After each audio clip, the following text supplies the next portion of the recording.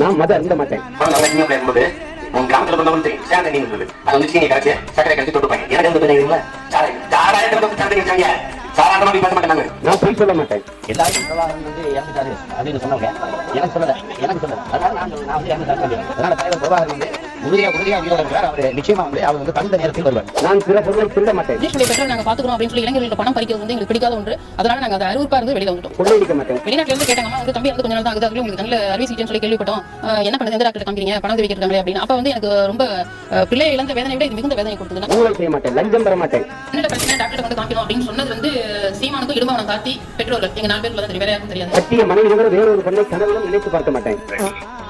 அவங்க கெட்டவங்க என் நினைவிலும் நினைக்க மாட்டேன்.